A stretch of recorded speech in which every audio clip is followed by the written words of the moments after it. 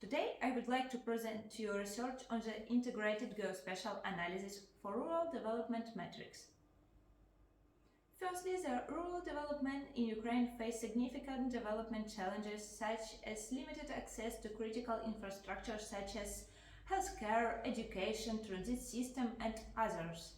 We are tending to come up with innovative approach as traditional approaches to rural development have often relied on the macro-scale analysis that overlook the nuances needs of individual villages.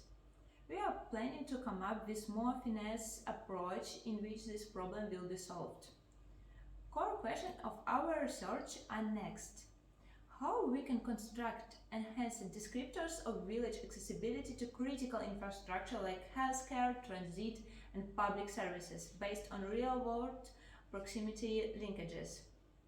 Second is, can graph-based representation of rural infrastructure connectively retain the statistical properties of original accessibility distribution while providing greater insights?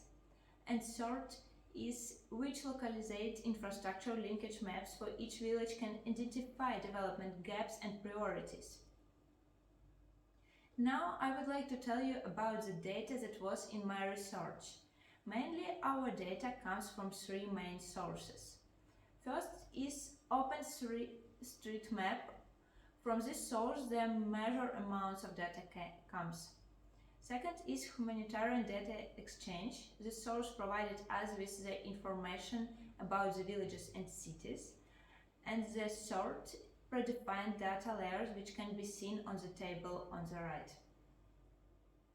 After collecting the data, we had to prove that it's statistically correct. By this we mean that data doesn't include any incompleteness or statistical biasness. To achieve this goal, multifaceted approach, which included the histograms for defining distribution and their nature, used boxplots to define their quarters and possible outliners, and also used the correlation matrix, which helped us to check correlation between data. And as part of future topics of this presentation, we have used statistical tools to check the correctness of graph-based dataset and summary statistics. One of our main questions was how to develop new descriptors which could be used to describe our villages, that it will be efficient yet give more information about each village. For this task we have come with usage of the graph data in such way that each village, for each of the section of infrastructure, it has an array of objects that are located within the given radius and with total given amount of these objects. As a result of this method, the given structure was formed for each section of infrastructure.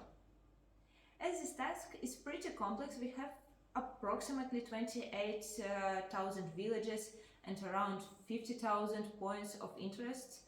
We had to come up with updated approach in which we have created buffer zone of point of interests, and after that we have defined the location of the village in these zones, have took neighboring zones and found in the closest zones. As a result, for each village we have defined the closest point of interest in each descriptor of infrastructure. As was discussed before, we had to prove that our graph-based description is still statistically correct and useful. As part of this check, we have took correlation map of the data that was used before as distance to the closest object of each descriptor and number of objects in our freshly created graph descriptor. And as main metric we are comparing is the correlation between objects that are usually located near, such as kindergartens, bank, churches, and as we can see, these blocks have maintained its structure. The research has proven to have a great significance, as it is not only needed for our country but also have raised significant number of challenges. As one of our outputs of the study, we have generated the map on which you can see the gradient of the number of points of interest for each village, where green is better and close to maximum amount of points and red means worse, closer to zero. As part of the future research, we are planning to include the information from postal services providers, mobile network coverage, and overlapping it with socio-economic data that is available by regions. We are really grateful for the support provided by the Ministry of Education and Science of Ukraine through the project which Static has been a part of.